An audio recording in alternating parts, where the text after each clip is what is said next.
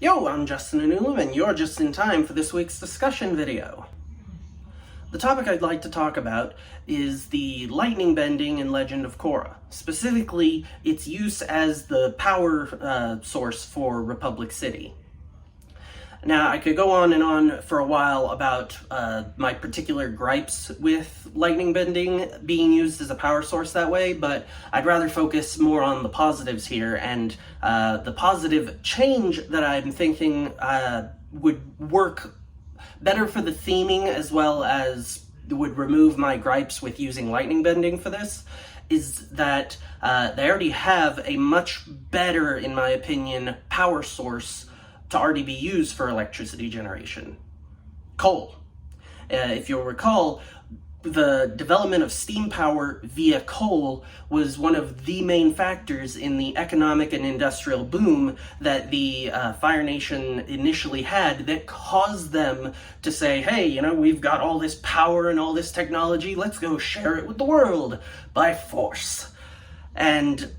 while they, at the time, were not using that steam power to generate electricity, the fact that electricity has clearly been developed by the time period of Republic City, certainly still, there's no necessary disconnect that they wouldn't be thinking, oh, well, you know, we've developed these devices that could, you know, run on this electricity. How are we going to generate enough of it in order to, you know, allow multiple people to be able to run these devices? Oh, well,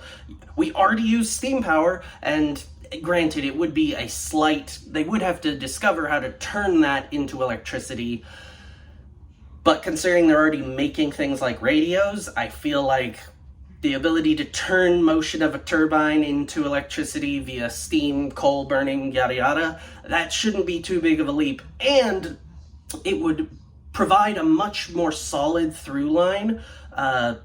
between the two series, because as it stands, the lightning bending being used for it, sure, lightning bending was a thing in the original series, but it wasn't this kind of thing, like a regular factory worker's tool for keeping the city running. And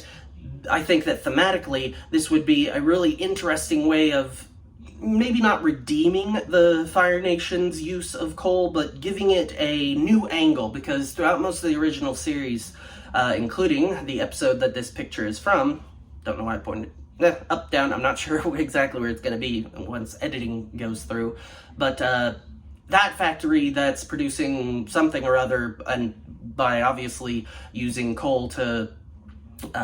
burn and heat things, the entire focus of that is the environmental harm that this coal power has caused. And to a degree, you could argue that the entire war is the result of that coal power. So its history with the Avatar universe is mostly negative. It would be nice to have this one element of showing, under the right circumstances, it can provide them with the same kind of benefits that, by the way, we get, because most of our electricity is provided from coal burning power plants. So it would also be a nice